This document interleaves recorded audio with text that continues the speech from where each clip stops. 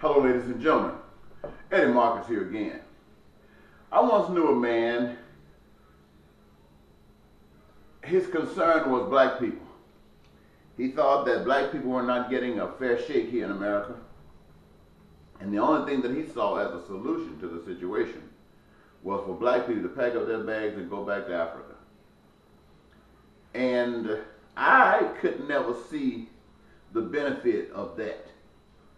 To me, black people going back to Africa, or some of them just going to Africa for the first time. First of all, that wasn't going to be accepted by no black people in America.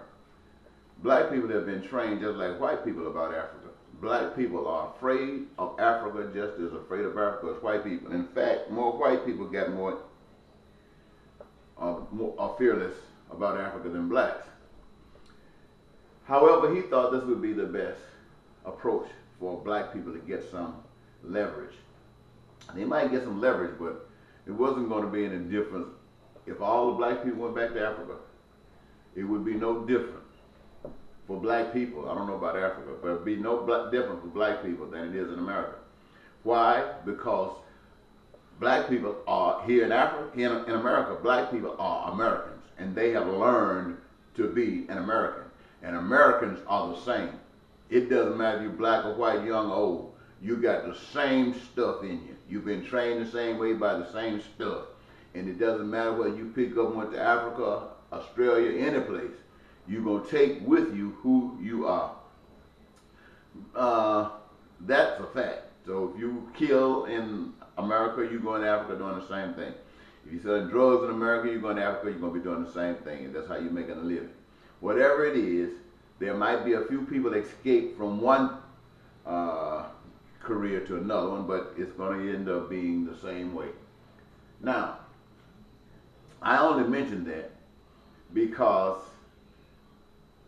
I have been advocating for peace and prosperity and joy, for education, healthcare, and careers, for all of the nice things that people desire in their lives, black, white, or whatever. And I've been advocating for that. And not only have I been advocating for it, I got a whole religion that speaks of this. People don't practice it, but it speaks of it.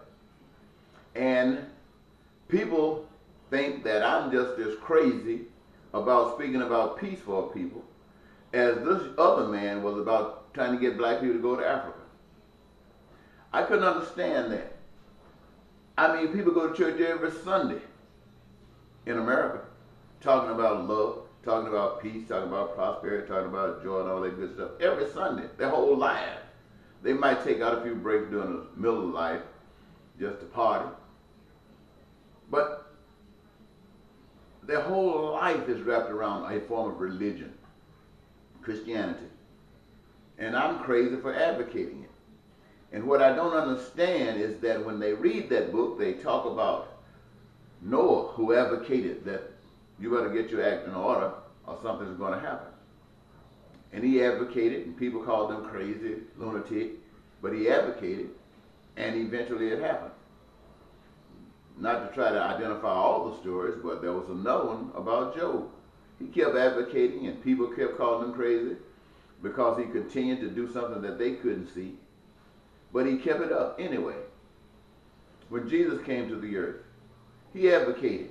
He advocated against what the norms were. And people were upset about that. They weren't going for that, but he didn't change. He kept advocating. And eventually he was killed, as were most of all of the disciples. The people who come here and who advocate and give in are the reason that the problems exist. Look at Adam. He advocated. Somebody else came in and argued, told him he shouldn't advocate, and we got kicked out of the garden. Human beings got kicked out of the garden. Everywhere you go, somebody tells you shouldn't do that, and change your mind, and then you go along with it. But you got the city, you got the whole community following you. That's what everybody's doing. So they want you to do the same thing. What everybody else is doing is fine, but they say if you keep on doing the same thing expecting a different result but not getting it, and you keep on doing it, you got to be insane. Well, Martin Luther King was insane, Malcolm X was insane, Gandhi was insane, Jesus Christ was insane. All these people, good company. I don't mind being that kind of insane. Plus the fact that I know this. I know if you treat people like you want to be treated, I know it can bring peace. I know that if you're fair with people, it can bring justice and prosperity. I know that there can be joy in the land when everybody's happy.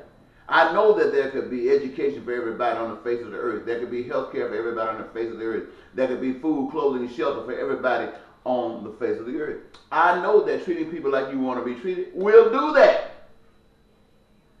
It will cleanse you up. A lot of people might have to die in the process because of all the evil that's in the world, but eventually it will work.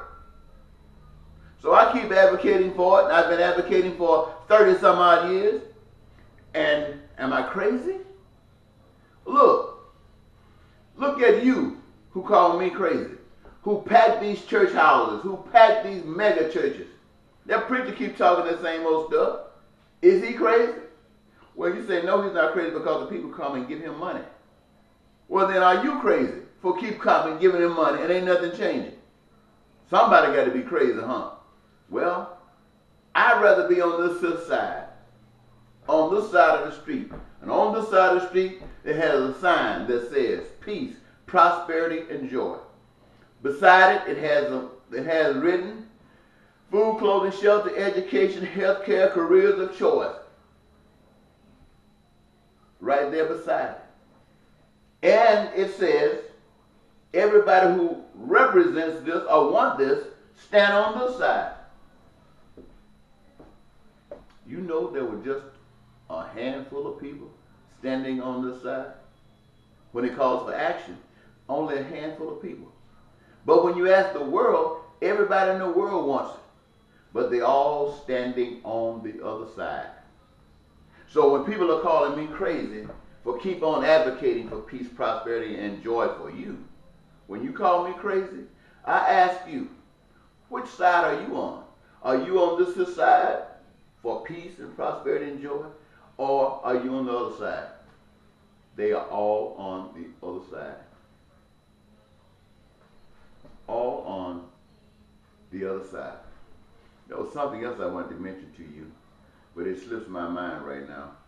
And I just say this to you, ladies and gentlemen, so you can focus on where are you at. I mean, I can imagine what your conversation is, but where is your heart? What side of the track are you on? Are you on God's side or are you on Satan's side? If you think that things are all right and that things are going all right and this is the way that things should be going, you're on Satan's side. Because God's side says it's not. Or you might want to switch around and say you on God's side because everything is all right.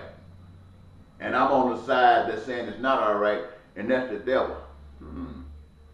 That don't sound like the devil to me. I think the devil got more people working for him than God. So I'm just going to leave that there with you.